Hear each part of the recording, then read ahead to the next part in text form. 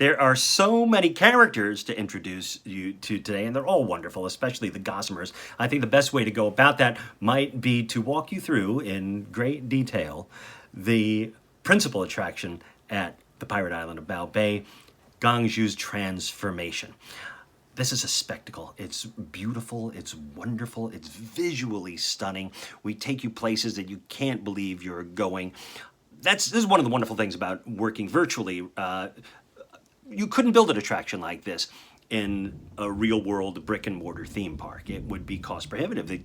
To show you the things we're going to show you would cost in the billions of dollars. You'll see what I mean in just a moment. So the attraction begins where we are ushered into a darkened hallway. We can hear some music and some whispers and footsteps here and there. The room gets darker and darker until it's completely disorienting. We do not know where we are or what's about to happen. As our eyes adjust to the light, we can sort of make out the darkened corners of a room. We notice that there's mirrors on the wall. And then suddenly the mirrors expand. They can expand and contract. The main mirror, in fact, takes up an entire wall. And in these mirrors, we see some things jumping about. We see one of our Gossamers, a Hoolie Fox, who we haven't met yet, just prancing about. And then she suddenly jumps into the glowing eyes of a skull. There's a flash of light, and we see that skull is actually Huna Red Panda, who we haven't met yet. When that all dissipates, we hear the humming of a beautiful song by a beautiful woman's voice somewhere in the distance, but it's getting closer. And as it's getting closer, so is the silhouetted figure of a woman in a dress there in one of the mirrors, in the main mirror. It gets closer and closer until we realize, oh, that's Gongzhu, but she doesn't really look like herself because she's not dressed like a pirate. She's in a flowing dress.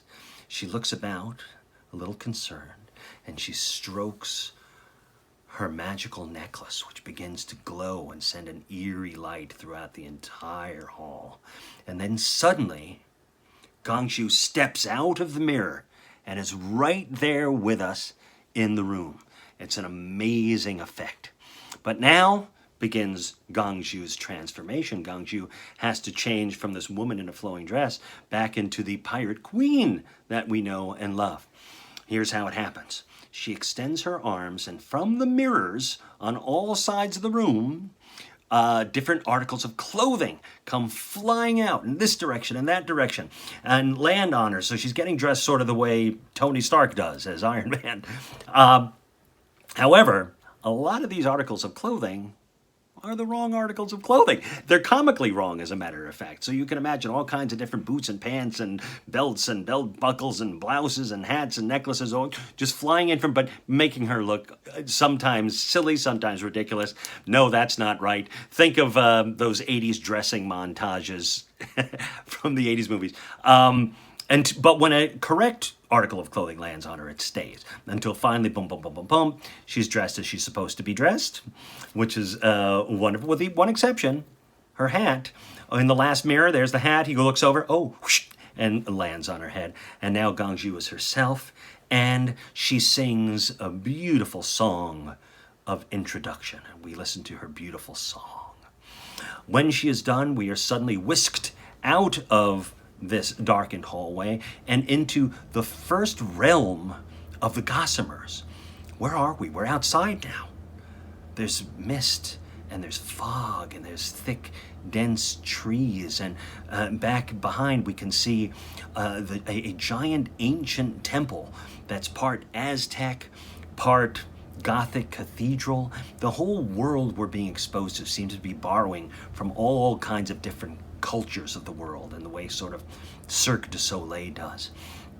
It's a very, very beautiful atmosphere, and as the mist starts to dissipate, we hear a rustling in the trees next to us. We look up, and the branches of the trees open like a curtain to reveal our first Gossamer. Get ready, you're gonna love him. Meow Hao, the golden monkey. Meow Hao is an extraordinary gossamer. He's got this shiny golden skin and fur that can completely glow and be iridescent and be its own light source. Even without the sun, it can glow in any shape. Speaking of shapes, he's also a shapeshifter. He can melt himself and turn into any shape and then reconstitute. But he always keeps his golden skin, so it's not like Mystique. It's more like, remember the water in the abyss? Yeah, that kind of feel where it can turn and then so Meowhao, he jumps, he leaps out of the trees, he flips around doing all kinds of monkey gymnastics, he jumps all around us, and it's playful with the audience, and then finally he jumps into Gangju's arms, and melts into a puddle, and then back into himself. And then together, Gangju and Meowhao sing a Song of Meowhao introduction, another beautiful song. When that song is done, we hear a howling in the distance, and we look over and we see sort of a silver blue pastel thing coming toward us. As it gets closer, we realize, oh, this is Lang Wolf, and Lang Wolf sort of jumps into our area with a silver powder blue light all around him. And when he lands on the ground, he disappears. He's not there anymore. And then suddenly he pops up right in front of our face. And then he disappears again. He pops up by the monkey, freaking out the monkey. And then he pops up over here next to Gangju. So that's Lang Wolf's power. He's got this power to materialize and dematerialize. He also, his howl is so powerful it could shatter buildings. And he can also harden his body into a super solid, so hunters beware. Now that we've met Lang Wolf, what does he have to do, folks? Sing. We get a song for Lang Wolf, and that's pretty darn cool too. Next, we notice that there's a pair of glowing eyes near the top of the cathedral. And suddenly, something leaps off the top of the cathedral with those glowing eyes. Oh, it looks to be a cat. We catch that for a moment, but then suddenly, the sky explodes with all kinds of fireworks, but they're beyond fireworks, even more colorful and more different types of shapes, a kaleidoscope of fractal beauty. How you like that one? I came up with that. And the light just surrounds everything. It comes down upon us. It descends like a giant umbrella, pushing away the mist. And it's color everywhere. And then suddenly all the color comes together and goes zoom, right back into the cat. And we see the beautiful cat. The cat laughs and leaps onto Gangju's head, and playfully puts its tail around and makes a little mustache on Gangju's face. Everybody's happy, and then guess what happens? They sing a song of introduction for this gossamer. That's absolutely right. Then this gossamer walks toward the trees, and when she gets to the trees, she becomes kind of translucent, looks like the trees, sort of like Predator, right? That's another gossamer power. She can blend in a chameleon-like way. And then she walks into the trees, the regal cat, and she is gone. But we notice a glow over by the cathedral, over on the stained glass. Stained glass seems to be glowing now. Wait, is it moving? Yeah, stained glass seems to be moving, fluttering, and the stained glass just breaks into a million tiny little gossamer butterflies. And suddenly the butterflies are flying around, illuminating the sky, flying around us. They make formations, they dance. Eventually the last formation they make is a beautiful Chinese fan, and they drop themselves in their Chinese fan form right into Gangju's arms. Gangju takes the fan, and as she opens it, and closes it, and opens it, and closes it. Each time the facade on the fan changes. So it's a pirate ship.